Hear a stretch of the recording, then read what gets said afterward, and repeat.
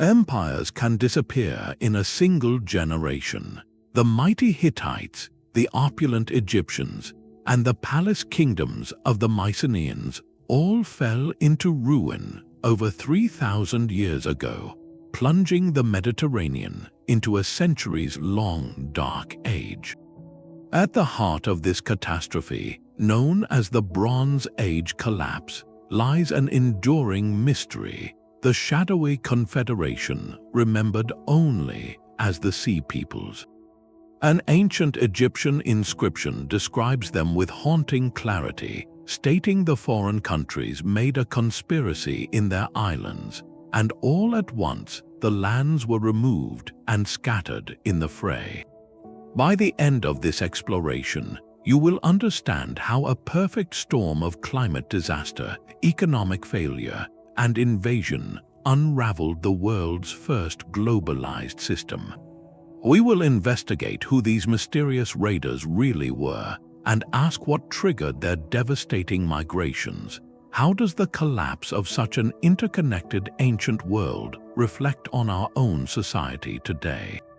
This was a world of remarkable sophistication, a web of relationships stretching from the Nile Delta to the Aegean Sea. Kings in Egypt, Anatolia, and Mesopotamia did not exist in isolation. They were partners in a vast international network. We know this from extraordinary archaeological finds like the Amarna letters. These clay tablets, written in a diplomatic language called Akkadian, capture the voices of monarchs negotiating, flattering, and sometimes complaining to one another. A pharaoh might write to a Hittite king, addressing him as "my brother," and request a shipment of silver in exchange for Egyptian gold. Luxury goods traveled incredible distances: lapis lazuli from Afghanistan, ivory from Africa, and tin from far beyond the known world, all flowing along established routes to adorn palaces and temples. The very shape of trade was standardized, with copper cast into distinctive ox-hide-shaped ingots that have been found in shipwrecks from Turkey to Sardinia, a universal currency of metal. It was a system built on mutual interest where stability meant prosperity for the ruling elite. But this glittering international order had a profound fragility. Its wealth was concentrated in a handful of palatial centers. Its economies were deeply specialized, and its continuity depended on everything from the harvest to diplomatic marriages, going exactly according to plan. The entire structure was like a beautifully decorated vase, balanced precariously on a narrow ledge. It would not take much to send it crashing down. Yet the very foundation of this grand system was the land itself. Across the eastern Mediterranean, the lifeblood of civilization was a predictable climate and reliable harvests. But around the year 1200 before Common Era, that predictability shattered. Scientific evidence from ancient tree rings tells a story of profound change, revealing a period of severe and sustained drought that gripped the region for decades. Pollen cores from lake beds show a dramatic decline in the types of plants associated with agriculture, while sediment layers speak of dust and erosion. This was not a single bad season. It was a mega-drought, a climatic shift that turned fertile plains into parched earth and caused once dependable rivers to shrink to a trickle. For societies built entirely on grain, wine, and olive oil, this was a catastrophe in slow motion. Harvests failed not once but year after punishing year. Granaries, the great storage halls that were the pride and security of every palace, began to empty. The result was a cascading crisis. Food became scarce and expensive. Malnutrition and illness spread among populations already under strain. The social contract that bound people to their rulers, the promise of protection and sustenance in exchange for labor and loyalty, began to fray. As historian Eric Klein describes it, this environmental stress acted as a threat multiplier. It amplified every existing weakness in the system, from trade imbalances to political rivalries. Communities that could no longer feed themselves faced a terrible choice: stay and face hardship, or move. And so the first ripples of displacement began. Families, then whole villages, abandoned their ancestral homes in search of water and food. These were not yet organized armies, but waves of desperate migrants, the first trickle of what would become a flood. The climate did not single-handedly destroy the Bronze Age world, but it lit a long, slow-burning fuse, pushing an interconnected and fragile network toward a breaking point it was never designed to survive.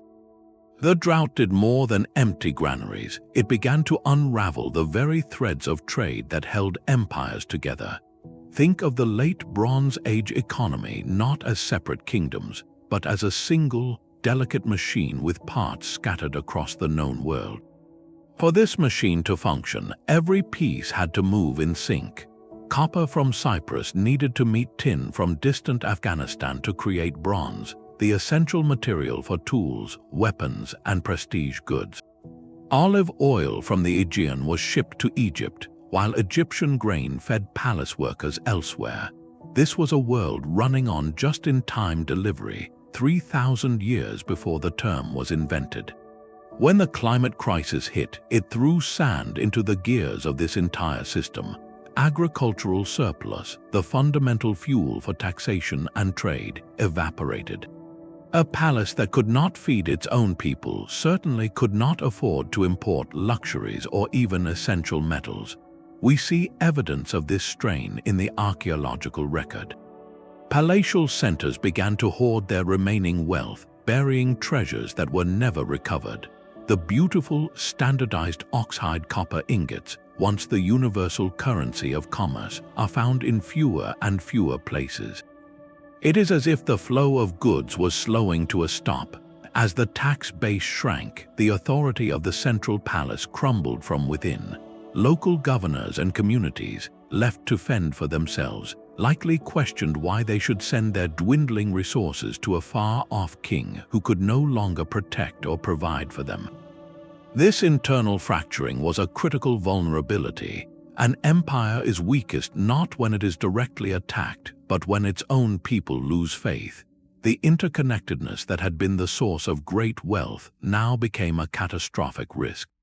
If one major node in this network, say a vital port city or a mining region, fell to local revolt or was cut off by migrating groups, the shockwaves reverberated everywhere. A bronze smith in Greece might find his supply of tin suddenly cut off, not by a war on his doorstep, but by a collapse in a trade route 1,000 miles away. The economic web was fracturing, leaving societies isolated, impoverished, and ripe for a shock from the outside. And that shock was already moving across the horizon in the form of ships. The first cracks in the imperial facade appeared not as a single cataclysm, but as a series of sharp, alarming tremors. Decades before the palaces would burn, the Egyptian frontier began to stir. During the reign of Pharaoh Merneptah, around 1,220 years before Common Era, a troubling report reached the royal court. From the western reaches of the Nile Delta, a coalition of forces was on the move. These were the Libyans, joined by allied groups that Egyptian scribes carefully recorded: the Ekwesh, the Teresh, the Lukka, the Shekelesh, and the Shurdan. To the pharaoh's administration, these names represented a new kind of threat, one that arrived from the sea and the distant coasts. They were not the army of a rival king with whom one could negotiate a treaty or arrange a marriage. They were something far more fluid and unpredictable. Historians see in this early list a prototype of the later Sea Peoples Confederation, not yet a single unified horde, but disparate bands of raiders, displaced families, and opportunistic fighters. They were likely a symptom of the wider climate and economic pressures already grinding away at the interior, people pushed from their homes and now testing the boundaries of a weakened world. Merneptah's armies met them in battle and claimed a decisive victory, an event proudly carved into stone for posterity. But the true significance of this encounter was not the victory itself. It was the simple, ominous fact that the attack had happened at all. The heartland of Egypt, the richest and most powerful state on earth, was now reachable by sea-borne bands who owed allegiance to no empire. This successful defense was a warning unheeded. It revealed a dangerous new pattern of mobile, maritime assault that the old, land-based empires were ill-equipped to counter permanently. The periphery of the Bronze Age world was beginning to fray, and each loose thread pulled would weaken the entire tapestry. The storm was still gathering, but the first winds had already begun to howl. The year was 1177 before Common Era. For the ancient world, it would become a date etched in fire. The slow-burning pressures of drought and economic collapse had done their work, leaving the great empires brittle and inward-looking. Then the horizon filled with ships. This was no ordinary raid, it was an armada, a vast and chaotic migration of entire peoples on the move. They came not as a single nation, but as a confederation, a coalition of the displaced and the desperate, traveling with their families, their possessions, and a formidable will to survive. Our clearest window into this chaos comes from the walls of an Egyptian temple. At Medinet Habu, the mortuary temple of Pharaoh Ramesses III, vivid reliefs tell a story of existential crisis. The carvings show a fierce naval battle with Egyptian galleys grappling with enemy vessels. The invaders are depicted with striking, distinct styles, some wearing feathered headdresses, others in horned helmets. They are not a faceless horde, but a collection of different groups, each with their own identity. The accompanying hieroglyphic text is stark and dramatic. It states the foreign countries conspired in their islands. No land could stand before their arms. This phrase, conspired in their islands, has echoed through history, capturing the terrifying mystery of these seafarers who seemed to emerge from the unknown. The assaults recorded by Ramesses were not a single, decisive battle, but a prolonged storm of violence that lasted for years. Wave after wave crashed against the shores of the eastern Mediterranean. These were not just attacks on military targets, they were assaults on civilization itself. The Sea Peoples, as we call them, targeted the very centers of palatial power, the fortified cities and ports that were the engines of the Bronze Age system. They moved by sea and by land, a double-pronged advance that overwhelmed fragmented and weakened defenses. For the Hittite Empire, already reeling from famine and internal rebellion, this onslaught was the final, unbearable blow. Its great capital of Hattusa was not merely conquered, it was completely and systematically abandoned, left to the elements for centuries. In the Aegean, the magnificent palace complexes of the Mycenaeans, places like Pylos and Mycenae itself, were put to the torch. The intricate administration of the Linear B tablets fell silent forever. The coordinated nature of these attacks, happening across such a wide geography within a relatively short time, suggests a terrifying synergy. It was as if the entire eastern Mediterranean world was experiencing a simultaneous failure, where external invasion perfectly exploited internal collapse. The old order, with its godlike kings and intricate trade networks, did not fade away, it was shattered. These names carved into Egyptian stone are our only direct link to the invaders, a ghostly roster from a forgotten war. To the scribes of Pharaoh Ramesses III, they were not a mysterious single entity, but distinct groups, each recorded with care. The Peliset are perhaps the most famous, for they are almost universally linked by scholars to the Philistines of biblical fame. After the dust settled, this group did not vanish. They settled firmly along the coast of Canaan, giving their name to the region of Palestine. Then there were the Jeker, who some evidence suggests may have later occupied the vital port city of Dor, just north of modern-day Tel Aviv. The Shekelesh tantalizingly echo the name of Sicily, suggesting a possible origin far to the west. The Shurdan warriors were so distinctive that Egyptian artists captured their look, horned helmets and round shields, and in a fascinating twist, these very fighters later appear in Egyptian records not as enemies, but as elite mercenaries in the pharaoh's own guard. The Denians spark another connection, their name resonating with the Danaoi, a term Homer used for the Greeks, and some theories even link them to the Israelite tribe of Dan. Finally, the Weshesh remain the most obscure, their name a puzzle with few clues. This list reveals a crucial truth. The Sea Peoples were not a monolithic nation or a race of barbarians from a single place. They were a confederation, a mix of ethnic groups likely originating from the shattered coasts of Anatolia, the troubled islands of the Aegean, and perhaps even the western Mediterranean. What united them was not a common bloodline, but a common circumstance, the desperation of displacement, the collapse of their homelands, and the raw opportunity presented by a world in flames. They were a symptom of the collapse, not its sole cause, a swirling storm of humanity set into motion by the deeper failures of the age. The fall was not a single event, but a cascade of failures, each kingdom collapsing like a line of dominoes. First to vanish was the Hittite Empire, a landlocked superpower whose heart lay in the rocky highlands of Anatolia. For centuries, Hattusa stood as an impregnable fortress city, a sprawling capital of monumental gates and vast archives filled with thousands of clay tablets. Then, around 1200 before Common Era, it was utterly abandoned. The city was burned, its great walls breached not by a long siege, but by a sudden, catastrophic event. The Hittite royal line simply disappeared, and the silence that followed was absolute. The empire's intricate network of vassal states and far-flung territories dissolved into a patchwork of small, struggling communities. What is most telling is what the Hittites left behind, their entire state correspondence and religious texts buried in the ashes of the palace. This was not a planned retreat, it was a flight for survival. On the coast, the great trading port of Ugarit met an even more dramatic end. As a vital link between the Aegean, Anatolia, and Mesopotamia, Ugarit was the epitome of Bronze Age connectivity.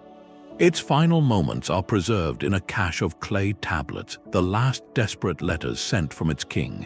One message, found in a kiln where it was likely being baked for delivery, is a plea for help to the king of Elashia, modern-day Cyprus. It states, "The enemy ships are already here, they have set fire to my cities and have done very great harm." The letter ends with a chilling postscript. "The truth is that all my troops and chariots are in the Hittite land, and all my ships are in the land of Lucca. They have not returned, so the country is abandoned to itself." No reply was ever sent because the kingdom of Elashia was itself under attack. Ugarit was completely destroyed, its ruins never reoccupied, a ghostly testament to how quickly the networks of mutual defense had unraveled. Across the sea, the story repeated itself in Mycenaean Greece. The palatial centers that had ruled for centuries, like mighty Mycenae with its Lion Gate, and the administrative complex at Pylos, were consumed by fire. The destruction layers in the archaeological record are clear and widespread.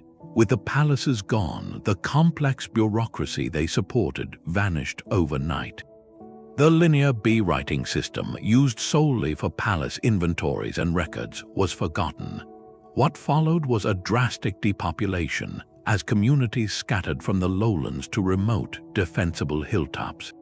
The vibrant culture that likely gave rise to the Homeric epics retreated into a simpler, more isolated way of life, a period we now call the Greek Dark Ages. Even the island of Cyprus, a crucial source of copper, was not spared. Major sites like Inkomi and Kishon show signs of violent destruction followed by a complete transformation. In the layers of ash and rebuilding, archaeologists note a sudden appearance of new styles of pottery, architecture, and weapons, styles that closely resemble those linked to the Sea Peoples.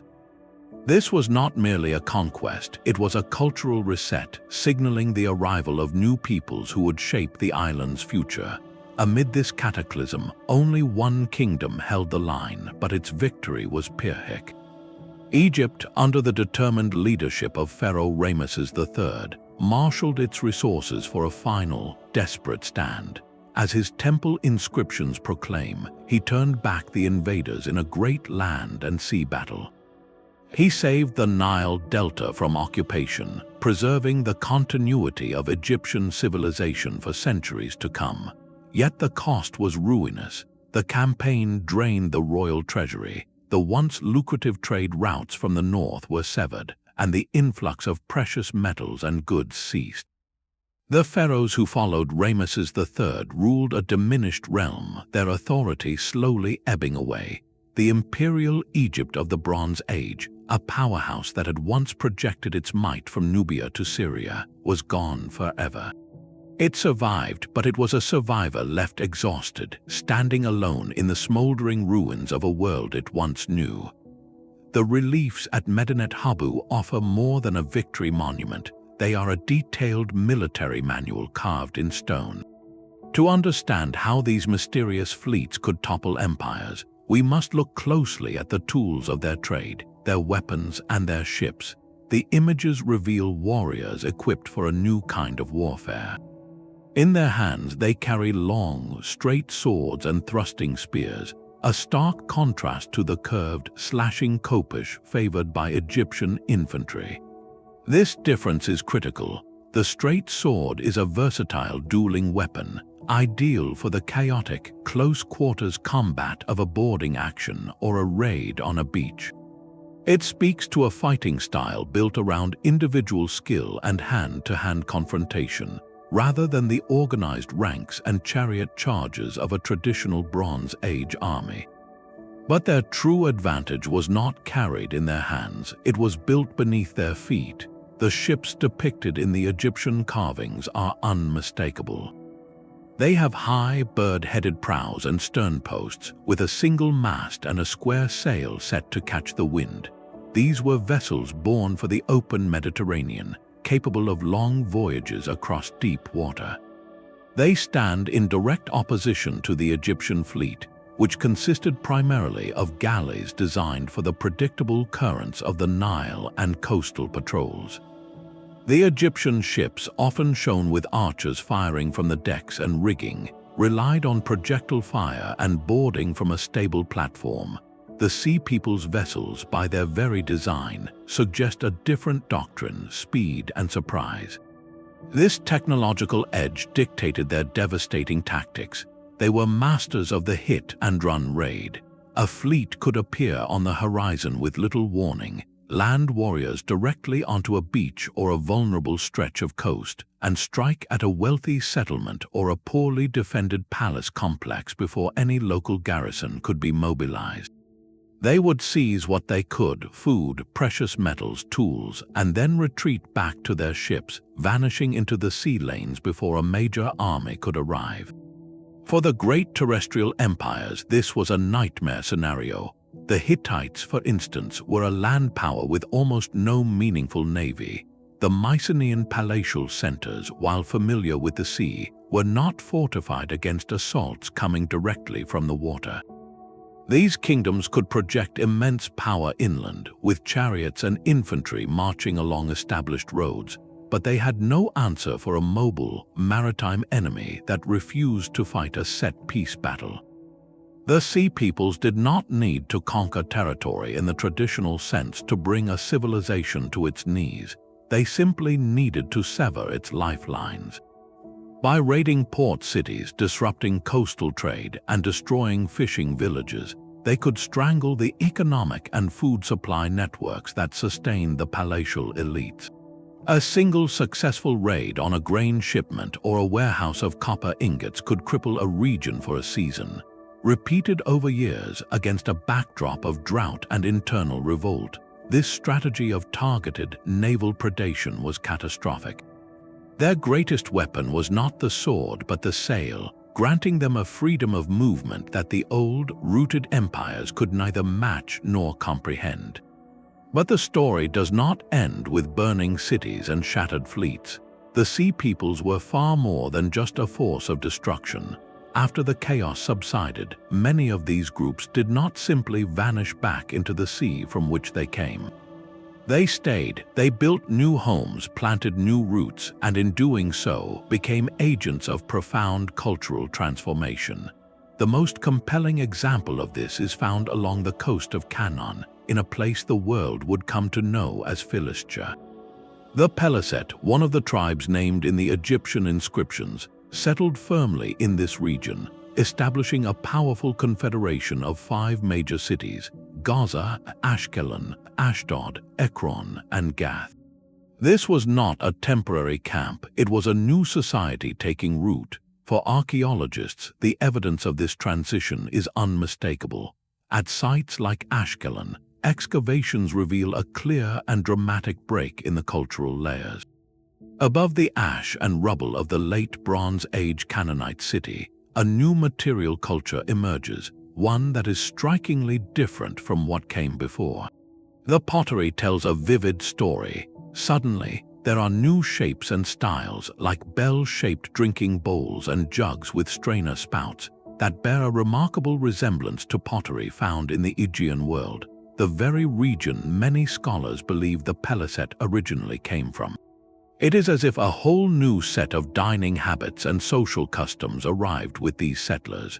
The architectural footprint changes too.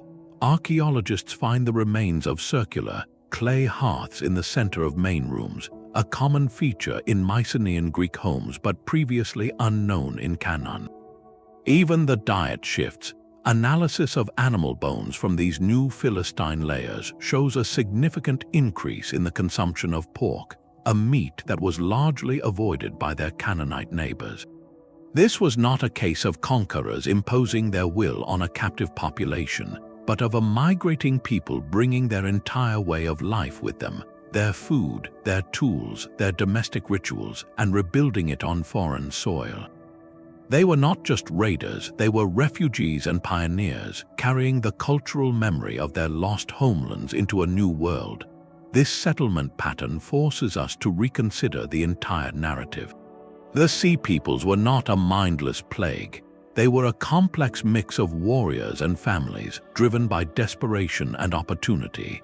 Their legacy is not written solely in the ashes of Hattusa or Ugarit, but also in the vibrant, hybrid societies that rose from those ashes, forever changing the cultural landscape of the ancient Mediterranean. Who were these people before the world knew them as destroyers? The search for their homeland is one of history's most enduring puzzles, a grand detective story where clues are etched on pottery fragments and hidden within the syllables of ancient names. Scholars have followed these faint trails across the entire Mediterranean, and their theories often lead in wildly different directions. One compelling line of evidence points toward the troubled Aegean world. The material culture of the Peliset, with its distinct pottery and hearths, bears a striking resemblance to that of the Mycenaean Greeks. Could they have been survivors from the fallen palaces of Pylos or Mycenae, warriors and their families who took to the sea when their own world crumbled behind them? The names recorded by the Egyptians whisper other possibilities. The Shekelesh sound remarkably like Sicily, and the Shurden echo the island of Sardinia. These are not perfect matches, but they are tantalizing hints that some groups may have begun their journeys far to the west in the central Mediterranean. Other researchers look closer to the epicenter of the collapse, to the complex patchwork of Luwian-speaking states in southeastern Anatolia. This region was a crossroads, deeply integrated into the Hittite sphere and brutally exposed to the same climatic and economic shocks. Its collapse would have sent countless communities fleeing in all directions, some toward the coast where they could commandeer ships. The most likely truth, however, is not a single point on a map. The Sea Peoples were almost certainly a coalition of the uprooted. Imagine the chain reaction set off by the initial failures in Greece, Anatolia, and beyond. As one society fractured, it pushed displaced bands into the territory of their neighbors, creating a domino effect of instability and violence. These groups, each with their own language and customs, were not a unified nation with a shared homeland. They were a temporary alliance forged in desperation, a multi-ethnic confederation drawn together by a common and overwhelming need, the search for land, food, and survival. They were less an invading army and more a human tidal wave, composed of everyone from displaced farmers and skilled sailors to hardened mercenaries, all swept up in the current of a collapsing age.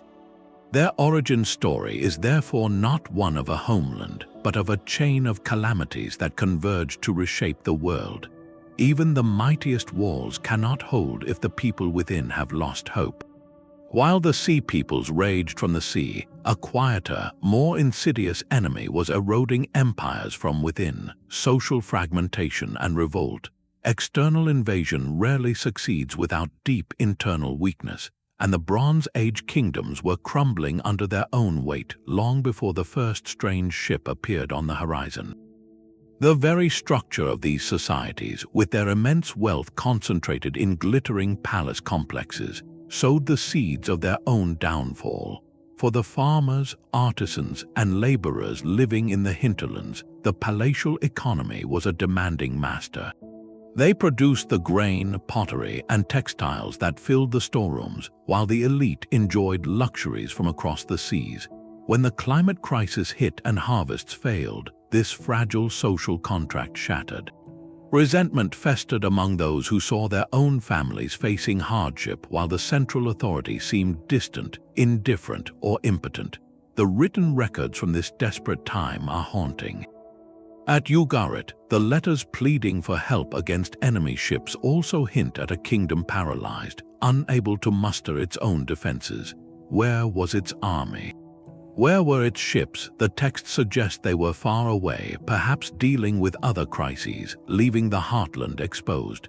This points to a state stretched too thin, trying to confront multiple threats on multiple fronts while its own unity was fraying. The most poignant evidence comes from the very last days of Pylos in Mycenaean Greece. Archaeologists found clay tablets there, baked hard by the fire that destroyed the palace, preserving final administrative orders. These Linear B records are not epic poetry, they are urgent, mundane logistics. They detail the deployment of rowers to coastal watchposts and the mobilization of bronze smiths. One tablet is particularly telling. It orders the grouping of men from distant, outlying villages for some kind of military or labor duty. To scholars, this does not read like preparation for a foreign invasion alone. It reads like a palace government scrambling to control its own territory, perhaps fearing rebellion from its subjects or conscripting them in a last, desperate defense. Imagine the scene: local communities already suffering from poor harvests, now being forced to send their men and resources to bolster a central power that could no longer protect them.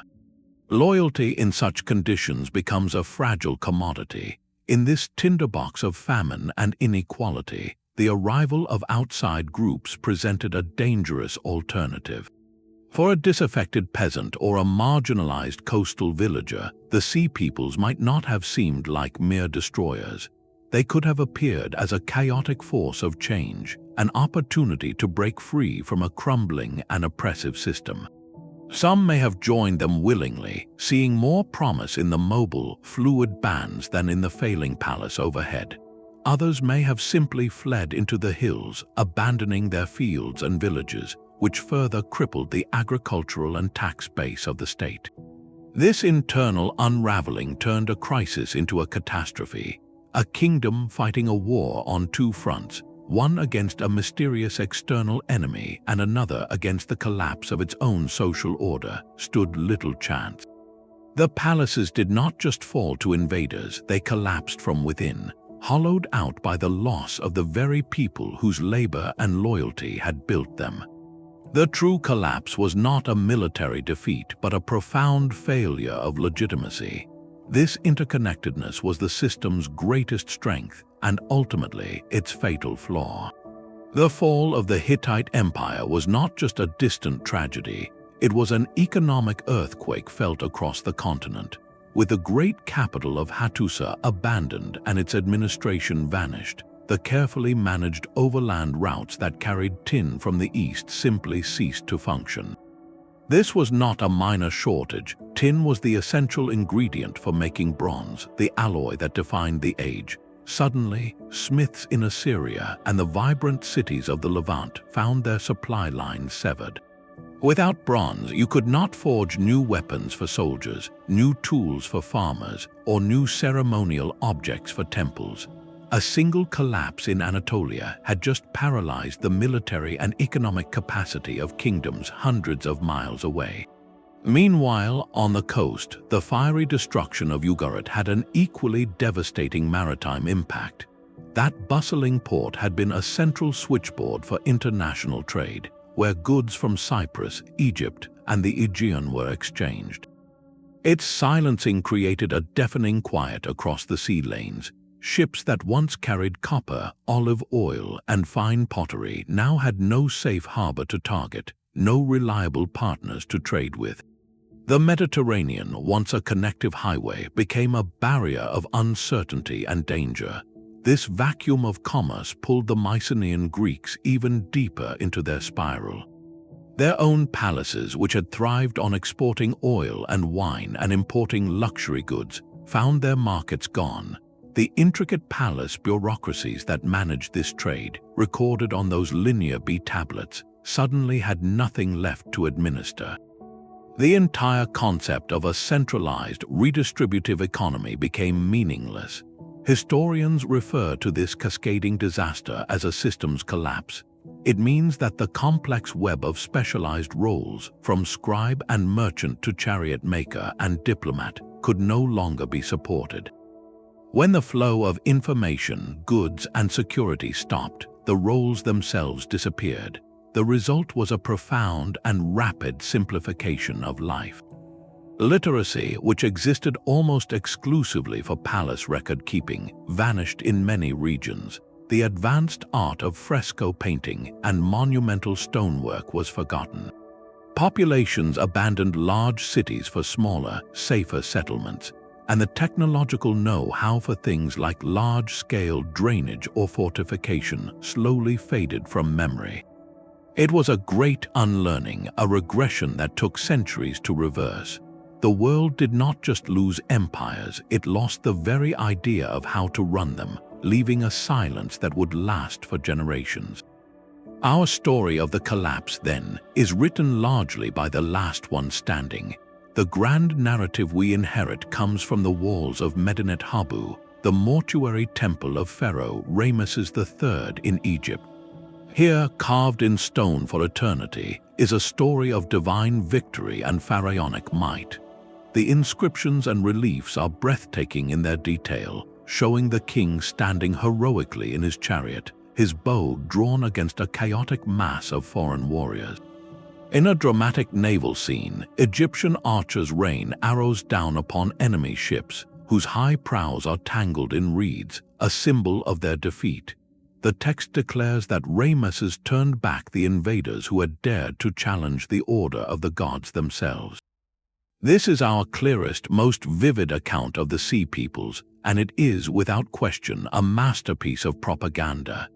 It was designed for a specific audience, both divine and mortal, to proclaim that Maat, the cosmic order, had been preserved by the strength of the king. For the ancient Egyptians, this was not mere history. It was a necessary truth, a reaffirmation of their world's stability after a period of unimaginable terror. To take this record at face value, however, is to see only the final, triumphant frame of a much longer and more painful film. Egypt did survive where others fell, but its victory was not the clean, decisive affair the temple walls suggest. The reality of those years of conflict was likely a grueling, costly struggle, a war of attrition that stretched the kingdom's resources to their absolute limit. While Ramesses III successfully defended the Nile Delta from occupation, he could not hold the empire together. The economic toll was staggering. The lucrative trade routes from the north, which had once funneled silver, timber, and luxury goods into Egyptian workshops, were severed. The foreign holdings in Canaan, sources of tribute and strategic depth, were gradually lost either to the settling Peliset or to local rebellions. The royal treasury, drained by the immense cost of mobilizing armies and fleets for years on end, never fully recovered. The pharaoh's own inscription hints at this hidden cost, mentioning the recruitment of every able-bodied man in the land, a measure of true desperation. The aftermath reveals the true depth of the wound. The once unshakable central authority of the pharaoh began to weaken. Just decades after Ramesses III's death, Egypt entered a period known as the Third Intermediate Period, a time of political fragmentation where the unified state split, with rival dynasties ruling from different cities. The god-king had saved the homeland, but in doing so, he had exhausted the very system that made him a god-king. This is the crucial lesson of the Egyptian perspective. It provides an invaluable first-hand record, but it is Victor's history, a narrative shaped to celebrate resilience and divine favor. It emphasizes survival while naturally obscuring the profound, lasting damage. The temple shouts of a battle won, but the silent, ensuing centuries whisper of a kingdom forever diminished, a giant who had weathered the storm but would never again stand quite so tall. The magnificent carvings at Medinet Habu speak with a powerful voice, but they tell only one side of the story. This historical moment is defined as much by what we hear as by what we cannot, by profound and echoing silences. The most haunting absence is that of the Sea Peoples themselves. They left no royal inscriptions, no victory steels, no personal letters etched in clay. We see them solely through the eyes of their terrified adversaries, framed forever as the chaotic other in the ordered world of pharaohs and kings. Their own names for themselves, their stories of origin, their songs, their reasons for taking to the sea, all are lost. History, in this case, is written entirely by the survivors, which means a core piece of the human experience, the perspective of the displaced and the desperate, has vanished into the mist. This silence creates a landscape of enduring debate. Even with the evidence we have, fundamental questions resist simple answers. The precise sequence of the collapse, for instance, is like trying to reconstruct the order of dominoes falling in a dark room. Did the Hittite capital fall before Ugarit sent its final plea, or after? Did one decisive defeat trigger a panic, or was it a slow, grinding erosion across decades? The relationships between the different named groups are equally fuzzy. Were the Peliset and the Tjeka close allies or rivals who temporarily fought side by side? Did the Shurden operate as independent pirates one year and as hired mercenaries the next? The Egyptian word conspired suggests coordination, but we cannot know if this was a formal alliance or simply many groups moving in the same destructive current. On the ground, the archaeological record presents its own quiet puzzles. Why did some mighty cities like Hattusa burn in a tremendous conflagration while others appear to have been peacefully abandoned, their inhabitants simply walking away?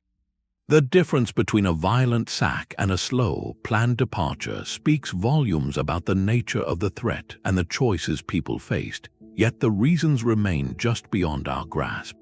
Even the practicalities of this age of migration boggle the mind. How did the logistics of moving entire populations with their children, elders, livestock, and possessions across the open sea actually function? These were not naval invasions in the modern sense, but seaborne migrations, a staggering undertaking that hints at a level of maritime organization we can only guess at.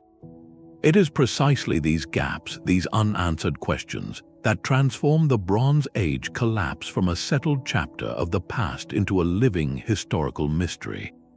The lack of a complete record is not a failure of scholarship but an invitation.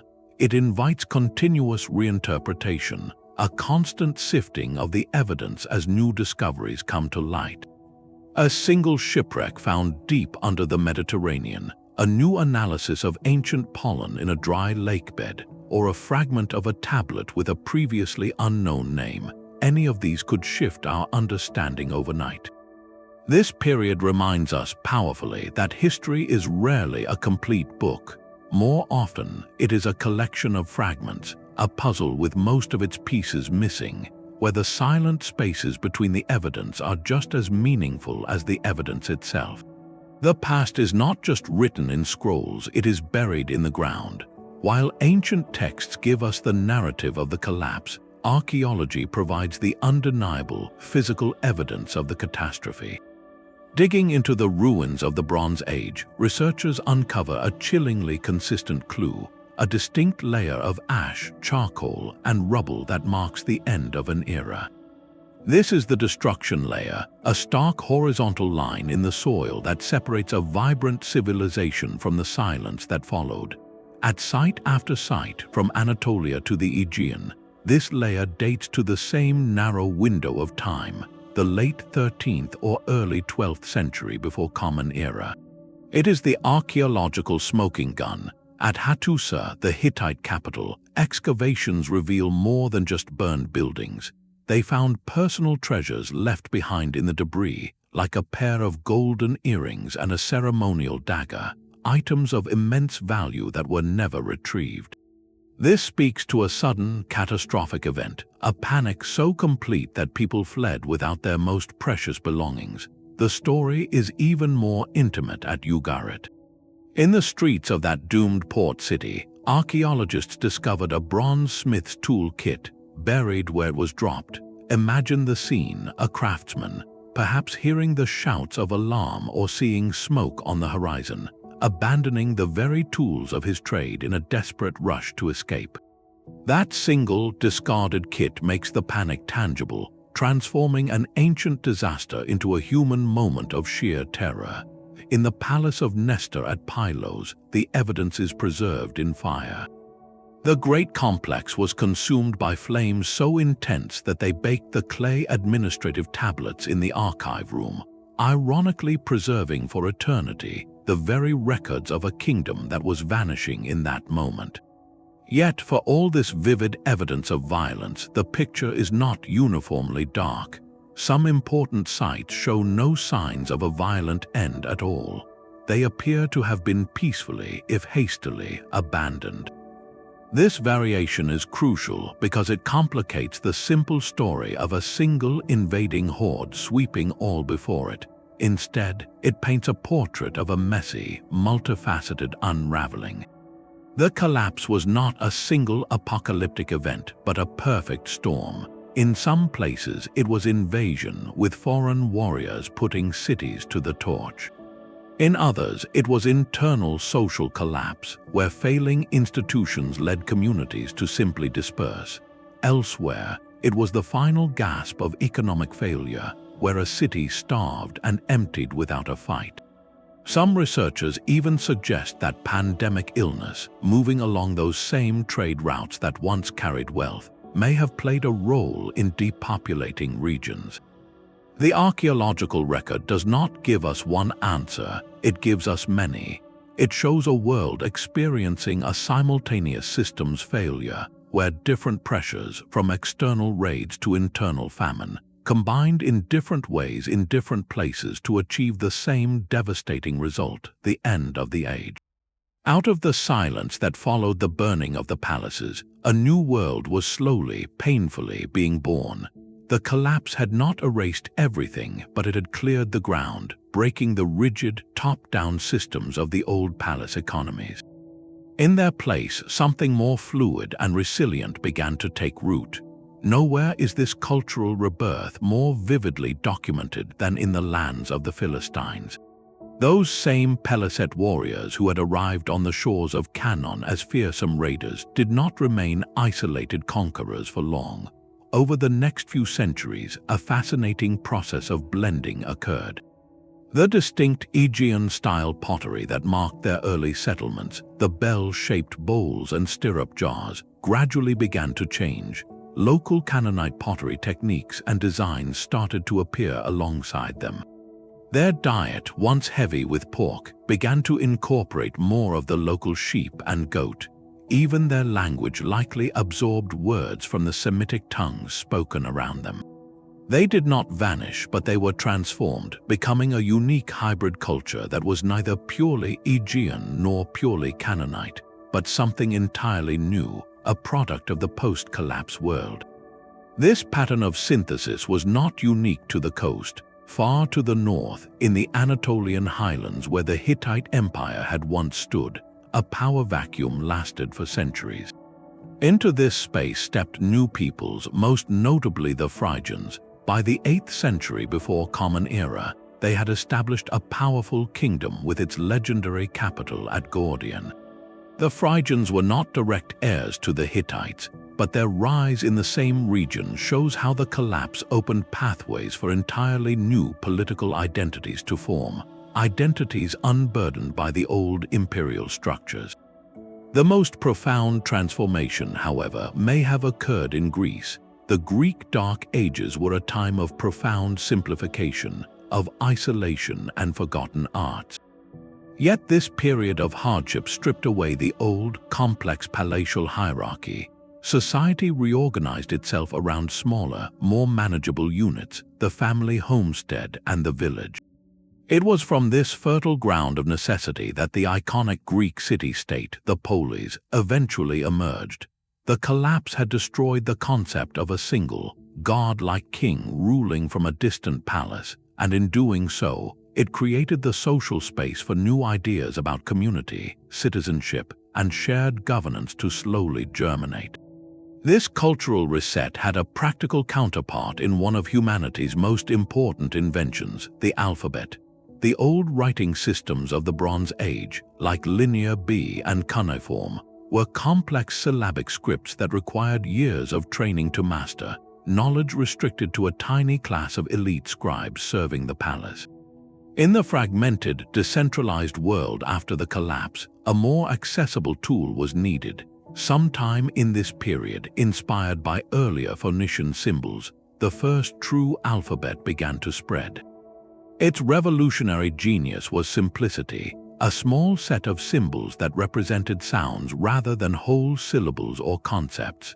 This was a technology of democratization.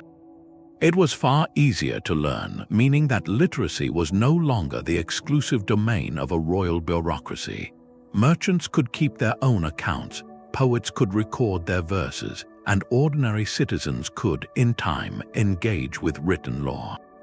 The alphabet was the perfect tool for a world of city-states and trade networks, a world being built from the bottom up. The legacy of the Bronze Age collapse, therefore, is not merely one of destruction. It is a story of necessary rupture. The old, interconnected system had grown too rigid, too centralized, and too vulnerable. Its shattering was a tragedy of immense scale, but it was also a clearing of the slate. From the ashes, new cultures blended, new political units experimented with new forms of organization, and a revolutionary tool for communication began to put the power of the written word into more hands. The world that emerged was poorer in gold, but richer in possibilities. The echoes of that ancient collapse are not confined to the dust of forgotten cities. They reverberate in the very structure of our modern world. We too live in an age of profound interconnection, a global network where a delay at a single port can empty supermarket shelves thousands of miles away, where a financial tremor in one nation can shake markets across the planet. Our digital threads of information and finance bind us even more tightly than the copper and tin routes of the Bronze Age. This deep interdependence, while a source of immense wealth and innovation, carries with it the same fundamental vulnerability the ancients discovered. When a system is highly complex and deeply linked, a shock in one area can cascade with startling speed into a general crisis. The late Bronze Age kingdoms learned this lesson through fire and ruin. They were experts in managing their known world, yet they could not foresee how drought in Anatolia, piracy in the Aegean, and revolt in the Levant would combine to unravel everything. Their experience suggests that collapse rarely comes from a single, obvious enemy. It emerges from the convergence of multiple, simultaneous pressures, each amplifying the others. An environmental shock exacerbates economic inequality, which fuels social unrest, which weakens political institutions, making them incapable of responding to an external threat. It is the perfect storm where the whole becomes far more dangerous than the sum of its parts. Today, we monitor our own converging pressures, from shifting climate patterns affecting global agriculture to stresses on water and energy resources. The ancient lesson is not one of direct prophecy, but of pattern recognition. It asks us to look at the seams of our own complex system and consider where tensions might gather. Historian Joseph Tainter offers a particularly insightful lens for this. He studied numerous collapsed societies and proposed that their downfall often came not from invasion or disaster alone, but from a simple, grim equation. Societies solve problems by adding layers of complexity, more bureaucracy, more technology, more specialization. This works until it doesn't. There comes a point where the energy and resources required to maintain that ever more complex system begin to outweigh the benefits it provides. The cost of being civilized becomes too high. When this happens, simplification, even collapse, can become a rational, if tragic, adaptation. For the late Bronze Age palaces, the cost of maintaining far-flung armies, feeding vast bureaucracies, and importing vital metals finally became unsustainable when the environment and economy turned against them. The system could no longer pay for itself. This framework encourages a sober reflection on our own trajectory. Are there aspects of our global civilization where the costs of complexity are straining the returns? Do our solutions sometimes create new, more intricate problems? The story of the Sea Peoples and the fallen empires ultimately warns against complacency in the face of intertwined risks. It reminds us that resilience is not about building higher walls, but about fostering flexibility, redundancy, and the capacity to adapt when the world inevitably changes. The silence that followed the collapse was not an end, but an interlude, a painful reset that made space for alphabets and city-states. Our challenge is to learn from that distant echo, to navigate our own web of interdependence with wisdom, ensuring that our legacy is one of enduring adaptation, not of fragments waiting to be pieced together by some future archaeologist. The dramatic image of a barbarian horde sweeping away civilization is powerful, but it is also profoundly misleading. To cast the Sea Peoples as the sole villains of this story is to miss the deeper, more unsettling truth. They did not create the crisis, they arrived into it, finding a world already coming apart at the seams. They were the spark that landed in a forest of dry tinder. The true causes of the collapse were not external invaders, but internal failures, a series of interconnected weaknesses within the very societies that had seemed so mighty. The prolonged drought was the first and most fundamental blow, a natural disaster that no army could fight. It undermined everything from the farmer's field to the king's treasury. When harvests fail year after year, the entire social contract begins to dissolve. People cannot eat promises or loyalty. This environmental stress triggered a cascade of economic and social consequences. The palatial economies, so specialized and interdependent, were exquisitely sensitive to any disruption. As trade faltered and resources dwindled, the central authority of the kings became a burden rather than a benefit. Local communities struggling to feed themselves would have had little reason to send their last grain to a distant palace that could no longer offer protection or stability in return. Resentment and unrest were inevitable outcomes. Evidence suggests that in some places, internal rebellion or a simple loss of faith may have been as destructive as any foreign raid. A kingdom fighting itself is already halfway to defeat. This is the crucial context. The Sea Peoples moved through a landscape of vulnerability. They did not need to conquer every fortified city through sheer force. They often needed only to push on doors that were already unlocked from the inside. Their mobility by sea allowed them to bypass traditional defenses and strike at the soft, undefended underbelly of these empires, their port cities and supply lines. In doing so, they accelerated a collapse that was, in many ways, already underway. To see them merely as destroyers is to ignore their humanity. Many were likely displaced persons themselves, victims of the same climatic and political upheavals that were crippling the great kingdoms. They traveled with women and children with their household goods, indicating a migration of entire communities, not just a warrior band. Their actions were a mix of desperation and opportunity, a fight for survival in a world that was offering no safe harbor. This reframing transforms the narrative from a simple tale of good versus evil into a complex human tragedy. It was a perfect storm where environmental catastrophe, economic fragility, social fragmentation, and external pressure converged. The result was not a defeat inflicted by a mysterious enemy, but a systemic failure of an entire way of life. The legacy of the Sea Peoples, therefore, is not one of mindless villainy, but a stark reminder that civilizations are most fragile when they are most interconnected, and that true resilience is tested not in times of plenty, but when multiple crises arrive at once. The world grew smaller and quieter.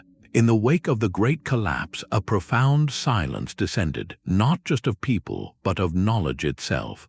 Across the eastern Mediterranean, the intricate systems that had defined civilization for centuries simply ceased to function.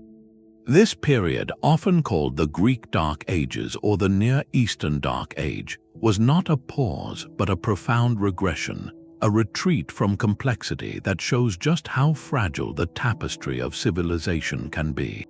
One of the most telling losses was the written word. The specialized scripts of the palace bureaucracies, the wedge-shaped cuneiform of the Hittites and the syllabic linear B of the Mycenaeans fell completely out of use.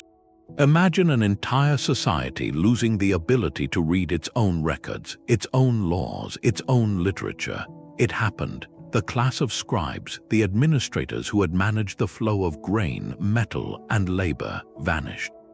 With them went detailed history, economic planning, and the very mechanism of large-scale governance. For centuries, the region returned to an oral tradition, where knowledge lived only in memory and spoken story, vulnerable to change and loss with each passing generation. This literary silence is echoed in the physical landscape. The grand ambition of monumental architecture simply stopped. No more vast palaces with frescoed walls, no more cyclopean fortifications like the Lion Gate at Mycenae were constructed. The engineering knowledge, the organized labor forces, and the surplus wealth required for such projects had dissipated. Communities now built for immediate need, not for eternity, using simpler materials and designs. The vibrant, long-distance trade that had fueled the Bronze Age glamour contracted to a shadow. The shipwrecks laden with copper ingots and fine pottery disappear from the archaeological record. Without palatial centers to commission luxury goods and without safe sea lanes to transport them, the exchange of ideas and artistry slowed to a trickle. This isolation had a direct impact on everyday craft. The beautiful, intricate pottery of the Mycenaeans, with its detailed scenes of chariots and octopuses, gave way to simpler, plainer vessels. The sophisticated metalwork that produced inlaid swords and golden jewelry became far less common. It was not that people became less skilled, but that the complex network supporting specialized, full-time artisans had broken apart. A potter now made useful pots for his village, not decorative masterpieces for a king's export trade.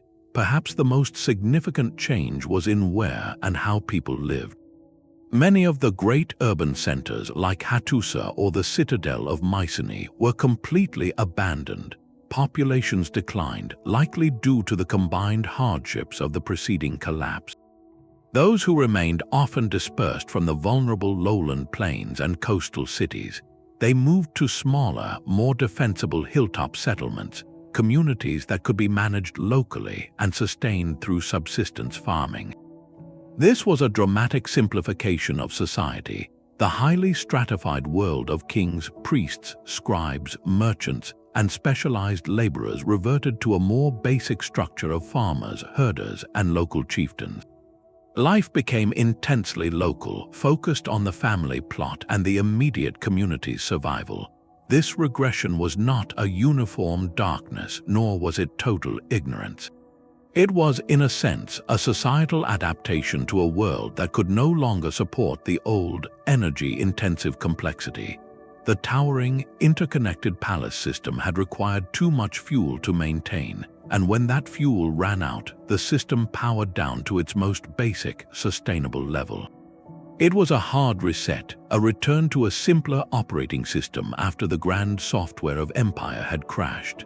The silence that followed the Bronze Age collapse, therefore, was not merely an absence of noise. It was the sound of a world learning to live without the grand structures it had once taken for granted. A stark and humbling lesson in how quickly the light of civilization can dim when its many supporting flames are snuffed out at once. Yet from this silence, a slow and profound transformation was already taking root. The darkness that followed the collapse was not an empty void, but a fertile ground for new beginnings.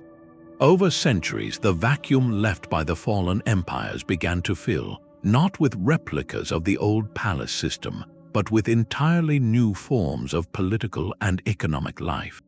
This era of recovery, often called the Early Iron Age, laid the very foundations for the classical world we recognize. In the power vacuum of the Near East, new actors stepped onto the stage.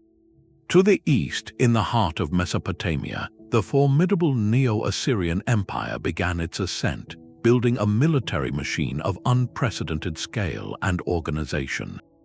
Along the Levantine coast, the Phoenician city-states like Tyre and Sidon rose to prominence not as territorial empires, but as masters of commerce and exploration.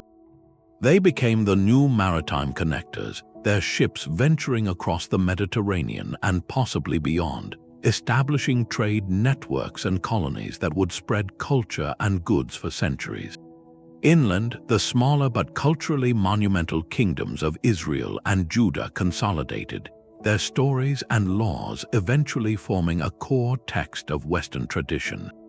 This political reshaping was driven by a crucial technological revolution, the full arrival of the Iron Age.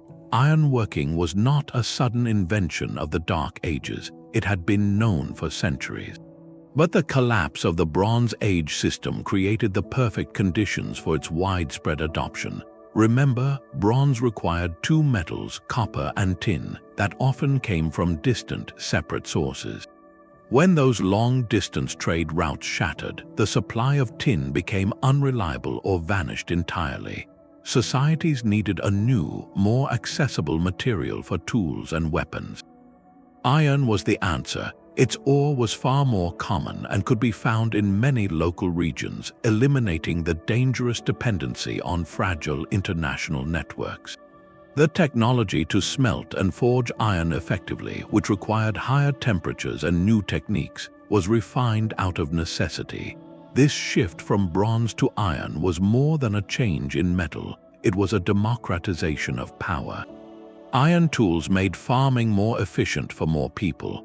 Iron weapons, though initially not superior to the best bronze, could be produced locally, reducing the monopoly that central palaces once held on military might. This technological independence empowered smaller, more self-sufficient communities. Hand in hand with this practical revolution came an intellectual one, the spread of the alphabet. We mentioned its emergence earlier, but its impact now became transformative. The Phoenicians, those great traders, used and disseminated a simple, phonetic alphabet of about 22 letters. Compared to the hundreds of complex signs required for cuneiform or hieroglyphics, this was a revolutionary tool of accessibility. It could be learned in weeks, not years. This script traveled along the same sea routes as Phoenician goods, adopted and adapted by the Greeks, who added vowels, and later by many others. the alphabet broke the monopoly on writing that had been held by palace scribes. Now, merchants could record contracts, poets could preserve epic tales like those of Homer, and laws could be inscribed publicly for citizens to see. This combination of accessible technology and accessible writing created a new social chemistry. It enabled the rise of the city-state, the polis, where political identity was shared among a body of citizens. It supported the complex administration of new empires. It allowed for the recording and refinement of spiritual texts that would shape civilizations. The world that emerged from the long shadow of collapse was fundamentally different, more decentralized, more adaptable, and in many ways more resilient. The Iron Age dawned not with a single king's decree, but from the scattered, determined efforts of countless communities rebuilding with the materials and ideas they had at hand, forging a future from the lessons of a shattered past. Even with all we have uncovered, the Bronze Age collapse holds onto its deepest secrets. The relationship between the climate disaster and the social breakdown remains a complex puzzle. We know the drought placed immense strain on these societies, but historians still debate the precise mechanism. Did famine directly spark revolts against the palaces, or did it first erode their legitimacy, making revolt inevitable when other pressures arrived? The written records from the time are frustratingly silent on this chain of cause and effect, forcing us to read between the lines of archaeology and climatology. Another haunting possibility lingers in the background of some fragmented texts, the suggestion of widespread illness. In a world already weakened by malnutrition and on the move, could a pandemic have swept through populations, acting as a final, devastating blow? While no definitive proof has been found, the concept fits the pattern of a perfect storm, where one calamity makes a society tragically vulnerable to the next. The shifting allegiances of the era add another layer of intrigue. Consider the Shurden, depicted as fearsome invaders on Ramesses III's temple walls. Just a generation later, these same warriors appear in Egyptian records as valued mercenaries in the pharaoh's own guard. This was not a simple case of prisoners being forced into service. It suggests a fluid world where identity and loyalty were negotiable. A displaced warrior from Anatolia or the islands might fight for the Sea Peoples Confederation 1 year, and then, seeking stability and pay, offer his skills to the highest bidder the next. This blurring of lines between enemy and employee complicates our view of the collapse, reminding us that for the people living through it, survival often meant pragmatic choices, not fixed tribal hatreds. The quest to pinpoint origins has driven research for over a century, and today it employs cutting-edge science. Traditional archaeology, based on pottery styles and burial customs, suggested the Philistines had Aegean roots. Now, studies of ancient DNA are adding a profound new chapter to this detective story. Genetic material extracted from remains at Ashkelon, a key Philistine city, reveals a startling signal. In individuals from the early Iron Age, scientists identified a distinct genetic component not present in the earlier Canaanite population, a component closely linked to southern European ancestry. This does not mean the Philistines were pure-blooded Greeks, but it provides powerful evidence that a significant influx of people from the Aegean or Anatolian region arrived around the time of the collapse and intermingled with the local population. It is a direct biological clue to a migration that reshaped the coastline. This is why the story is never truly finished. Every archaeological season holds the potential for a discovery that rewrites a paragraph or even a page of this ancient narrative. A single shipwreck from this turbulent period, preserved in deep mud, could reveal the true composition of a Sea Peoples fleet. A new cache of tablets from a forgotten archive might detail the diplomatic panic in a collapsing kingdom. A refined climate model could pinpoint the drought's epicenter with new precision. The Bronze Age collapse is not a solved mystery locked away in a textbook. It is a vibrant, ongoing investigation, a 3,000-year-old cold case where each clue pulled from the earth invites us to reconsider what we thought we knew. This enduring puzzle ensures that these fallen empires and mysterious seafarers will continue to captivate our imagination, challenging us to listen more closely to the echoes they left behind. History is never handed to us as a complete and unbiased story. To reconstruct the truth of the Bronze Age collapse, we must become expert listeners, learning to hear the distinct voices of our two primary witnesses, the written word and the silent earth. On one side, we have the contemporary inscriptions, the proud declarations of pharaohs and the desperate letters of kings. These texts give us names, dates, and a powerful narrative framework. We know of the Peliset and the Shurden because an Egyptian scribe carved their defeat into a temple wall. We feel the panic of Ugarit's final hours through the clay tablet left in the kiln. But these sources speak with a clear agenda. A pharaoh's monument is designed to proclaim his divine strength and preserve Mot, the cosmic order. It is Victor's history, shaped to inspire awe and legitimize rule. A king's plea for help may omit his own strategic failures or internal weaknesses. These texts provide the plot, but it is a plot filtered through the lens of survival, propaganda, and immediate crisis. The other witness is archaeology, the physical evidence painstakingly pulled from the ground. This testimony is objective, but it is also mute. A layer of ash and collapsed masonry tells us a city burned, but it cannot name the attackers. A new style of pottery appearing in the ruins of Ashkelon signals the arrival of new people, but it cannot tell us what those people called themselves. Archaeology reveals the what, the when, and the how of material life, but it is often silent on the who and the why. It shows us consequences, not intentions. A single source alone gives us only a fragment of the truth, and often a distorted one. If we relied solely on Pharaoh Ramesses III's temple, we would see only a glorious Egyptian triumph. If we looked only at the burned ruins of Hattusa, we might assume a sudden, apocalyptic invasion was the sole cause. The real historical detective work begins when we place these two testimonies in dialogue, cross-examining one against the other. It is in the points of convergence and the intriguing gaps where a credible picture emerges. Take the famous reliefs at Medinet Habu. Beyond the dramatic battle scenes, the carvings show something easily overlooked. The sea peoples are depicted traveling with ox-drawn carts. These are not lightweight chariots for war, but heavy wagons, and they are loaded not with loot but with women, children, and household goods.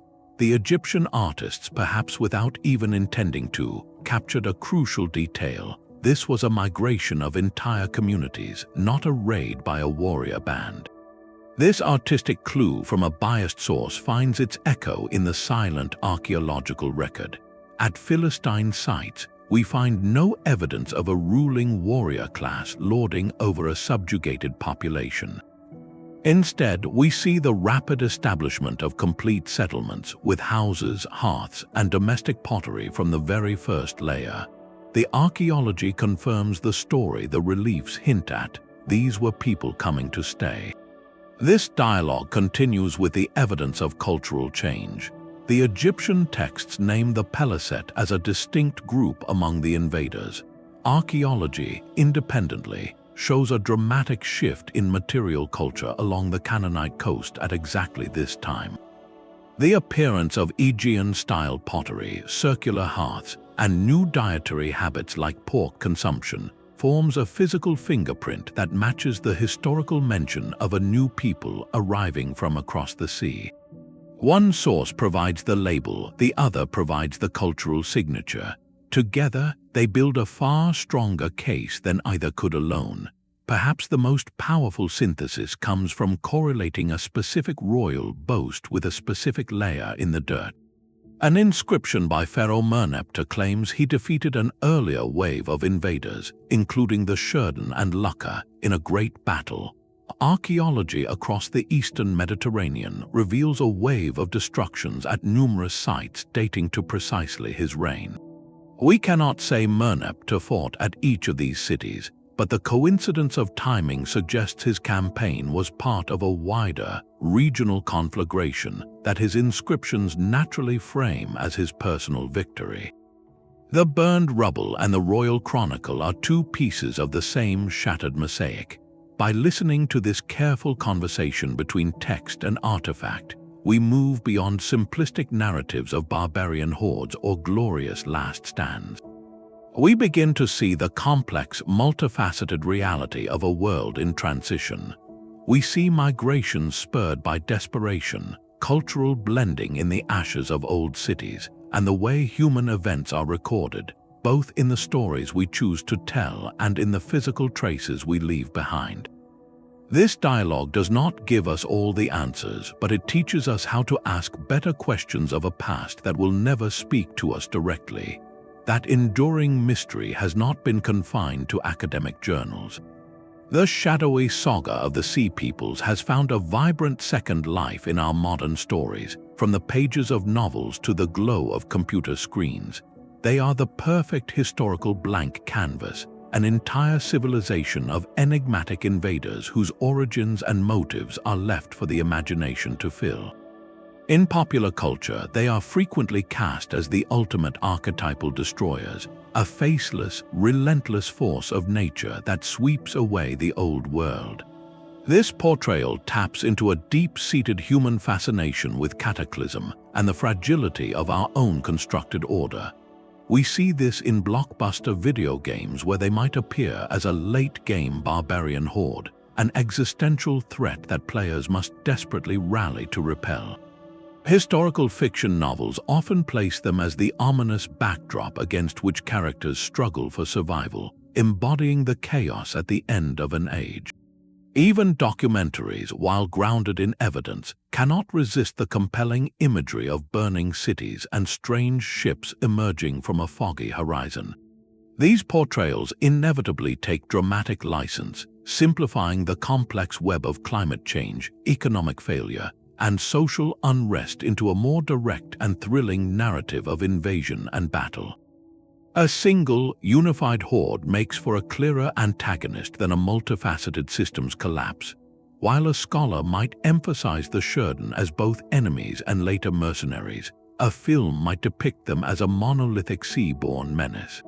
This creative reinterpretation is not a flaw of storytelling, but its purpose. It translates a sprawling, academic historical event into a human-scale drama of survival, loss, and resilience. The very fact that these figures from 3,000-year-old Egyptian carvings are recognizable to millions today is a testament to the power of that core mystery. It proves that history, when it contains an unanswered question of such magnitude, becomes a kind of myth, retold and reimagined for every generation.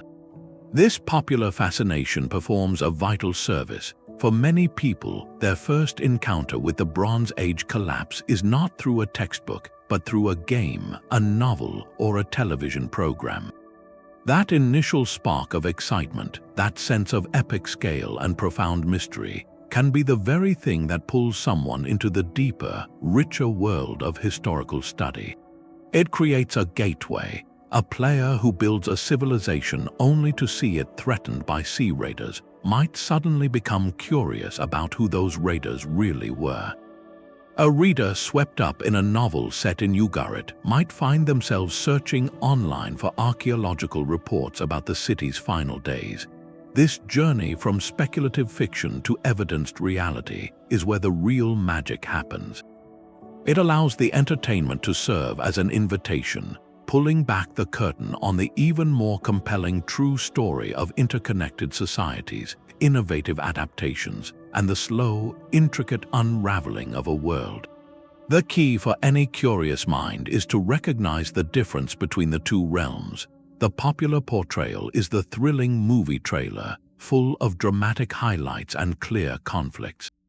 The historical reality is the full, nuanced documentary, complex, sometimes ambiguous, and built piece by piece from pottery shards, soil layers, and fragmented texts. One is not better than the other, they serve different purposes. The former ignites the imagination, the latter satisfies it with depth and understanding. By appreciating the dramatic license of fiction while pursuing the rigorous evidence of archaeology, we get the best of both worlds, the epic scale of a world-ending event and the profound human truth of a civilization learning, failing, and ultimately transforming in the wake of its own collapse. The legacy of the Sea Peoples, therefore, lives on in a dual form, as legendary destroyers in our collective stories, and as a pivotal subject of quiet, relentless discovery in the world of scholarship. The collapse becomes comprehensible only when we see all these threads woven together. It was not a war lost on a single battlefield, but a civilization succumbing to a cascade of failures, each one making the next inevitable. The first thread was environmental, a climatic shift that brought decades of drought. This was the initial stressor, the long, slow pressure that began to crack the foundation. Harvests dwindled, and the lifeblood of the palace economies, the agricultural surplus, began to dry up. This strain exposed the second thread, the profound fragility of a hyper-specialized and interconnected system. The great palaces were magnificent engines of redistribution, but they were also rigid and top-heavy. When the grain stopped flowing in, the entire mechanism seized. Trade routes dependent on agricultural wealth and political stability faltered. The flow of essential metals like tin was interrupted, crippling the production of bronze. As scarcity took hold, the social contract between the ruling elite and the populace frayed. Why send your last bushel of wheat to a distant king who can no longer guarantee your safety or fill your granary? Internal unrest and a loss of faith in central authority became the third, corrosive thread. Kingdoms began to weaken from within, their unity dissolving into local survival and simmering resentment. This created the fatal power vacuum. Into this landscape of vulnerability moved the displaced populations we call the Sea Peoples. They were the fourth thread, not an independent cause, but a consequence set into violent motion. Uprooted by the same climatic and economic pressures, or by the chain reaction of falling dominoes, they took to the seas and the coastal roads. Their naval raids and migrations did not attack a healthy world, they pushed on doors that were already unlocked. They struck at undefended ports, severed the remaining trade lifelines, and delivered the final, shattering blows to cities already teetering on the brink. This is where the perfect storm achieved its devastating force. The deep interconnection that had been the glory of the late Bronze Age became its ultimate curse. The failure of the Hittite Empire meant no tin for Assyria.